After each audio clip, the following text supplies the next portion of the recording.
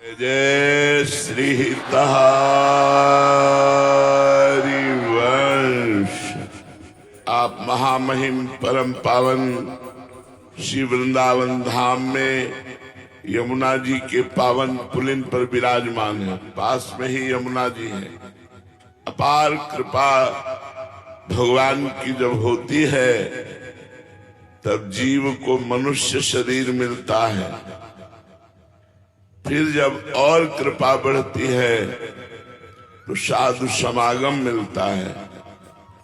जब कृपा का परिपूर्ण स्वरूप प्रकाशित होता है तो साधना प्राप्त होती है। साधना का फल है प्रेम। सब साधन कर यह फल सुंदर, प्रभु पद पंकज प्रीति निरंतर। अपने श्यामा श्याम के चरणों का निरंतर चिंतन होना, निरंतर नाम जप करना, निरंतर लीला गुण गायन करना। अंदर ही अंदर चिंतन चल रहा है भगवान की लीलाओं का, गुणों का, नाम का। ये फल है साधना का। हमारी साधना परिपक्व हो रही है। इसका लक्षण क्या है? पहला है शांति। चाहे जितनी विपत्ति आवे, दुख आवे, अपमान हो, निंदा हो, अशांत मत होना। यह अध्यात्म की पहली सीढ़ी है। क्षमा। क्षमावान ही महान है, ना कि क्रोध करने वाला, ना कि दंड देने वाला, ना कि विरोध करने वाला। जो हमारा अपमान करते हैं, हमारी निंदा करते हैं, हमें दुख देना चाहते हैं, वे हमारे पापों को नष्ट करने वाले हैं। वो बड़े कृपालु हैं। हमको उनसे द्रोह नहीं करना चाहिए। तो अध्यात्म की साधना का पहला लक्षण क्षमावान, शांत। कितना भी दुख पड़े शांत रहो। और ये तभी हो सकता है जब आप गुरु कृपा पात्र खूब नाम और गुरु मंत्र जपते हैं। क्षमावान होना अति अनिवार्य है, नहीं आपकी साधना नष्ट हो जाएगी। एक भी मिनट हम अपने प्रभु को ना भूलें। अव्यर्थ कालत्वम, कबहू काल वृथा नहीं जाए। ये दूसरी अध्यात्म की सीढ़ी है। हर समय कभी हम सत्संग कर रहे, कभी नाम कीर्तन कर रहे, कभी नाम जप कर रहे, कभी घर परिवार की सेवा में है तो सबको सुख प्रदान करने की भावना, सब में भगवत भावना। और अधर्म के भोगों से वैराग्य। आप गृहस्थ में हैं, सिर्फ अपनी पत्नी से अनुराग कीजिए, वो भी भगवत भाव से। अगर परस्त्री के सहवास की भावना करके तुम काम भाव से प्रेरित होकर गलत चिंतन, गलत दृष्टि, गलत आचरण, तो नरक जाना पड़ेगा।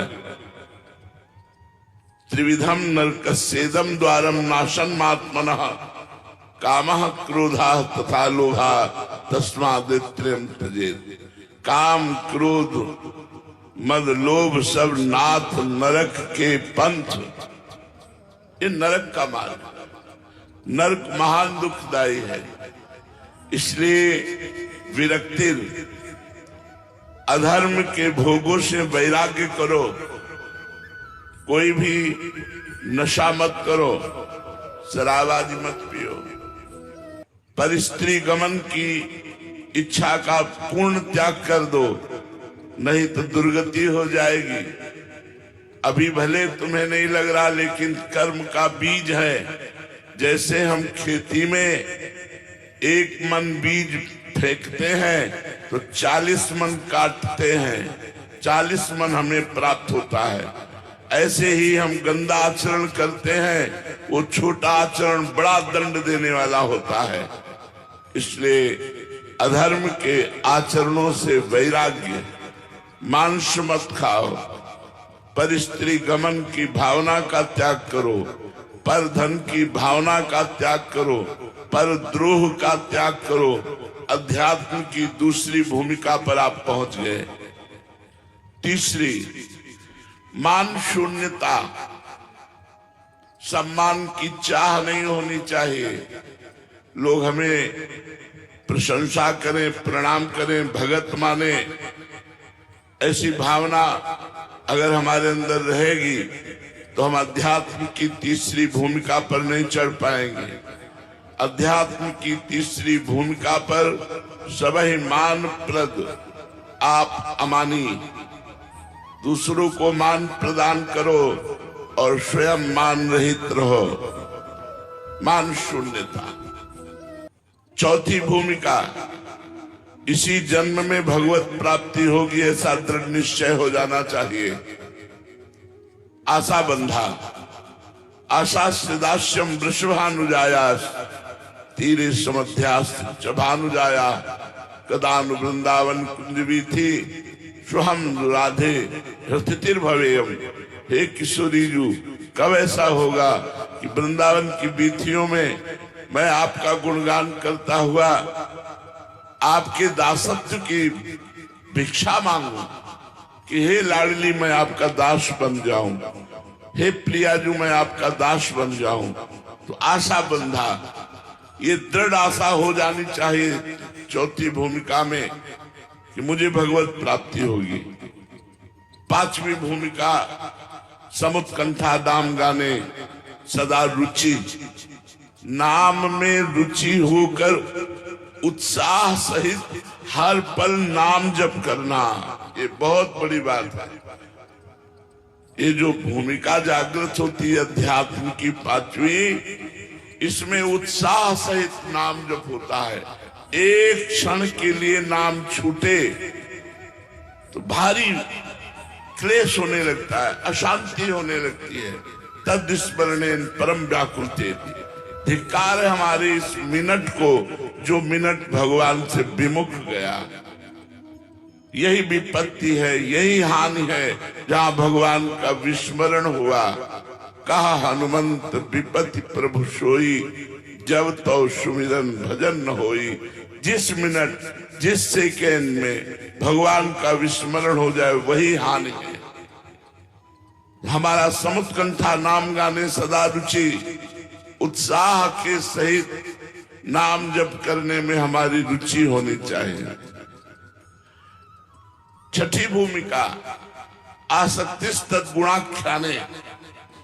भगवान की लीला कथा सुनने का नशा होना चाहिए।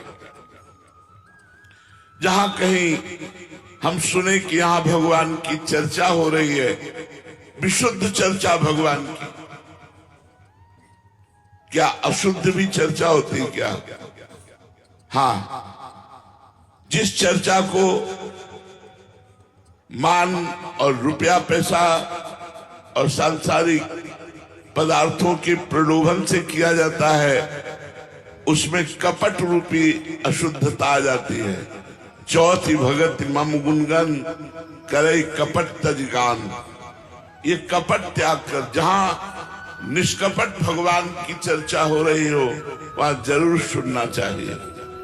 अगर कहीं सुनने को न मिले, ऐसा अवसर न आवे, तो अपने घर में सदग्रंथ रख ले। श्रीमद् भागवत है, रामचरितमानस है, और भी भगवान के परम पावन ब्रह्म ऋषियों द्वारा लिखे हुए ग्रंथ हैं। उन ग्रंथों को रख ले और उनका स्वाध्याय करे। आसक्ति तत् गुणाख्याने। और आखिरी है भगवान के धामों में प्रीति हो जाना। हम वृंदावन के बिना जी नहीं सकते।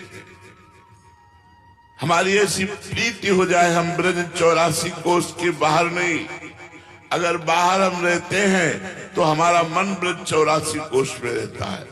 तन बंबई कलकत्ता में रहे लेकिन मन वृंदावन में रहे, यही जीवन का परम लाभ है। ये साथ हमारी भक्ति की भूमिकाएं अगर हृदय में जागृत हो जाए तो हमारा मानव जीवन सार्थक हो जाए।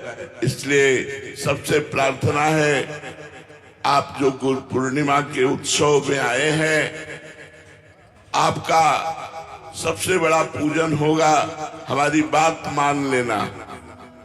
ये फल फूल रुपया पैसा इनका कोई महत्व नहीं है, मायाकृत है, पर आपके पास यही है इसलिए आप भाव से लेकर आते हैं। लेकिन वास्तविक गुरु पूजन का स्वरूप है आज्ञा सम्न सुसाहिब सेवा। अपने साहब की सेवा, उनकी आज्ञा का पालन करना। तो हमारी प्रार्थना है, दुख विपत्ति संकट शोर निगेटिव भाव नकारात्मक भाव इन पर विजय प्राप्त करने के लिए राधा राधा राधा खूब नाम जप कीजिए, राधा वल्लभ श्री हरिवंश नाम जप कीजिए। नाम जप से समस्त संकट नष्ट हो जाएंगे, नरक नहीं जाना पड़ेगा और इसी जन्म में भगवान की प्राप्ति हो जाएगी। यही है गुरु करने का लाभ। अगर ये लाभ न मिला तो गुरु बनाने का मतलब क्या रहा। इसलिए हमारी प्रार्थना मानिए और खूब नाम जप कीजिए, कोई गलत आचरण मत कीजिए। श्री राधा वल्लभ लाल की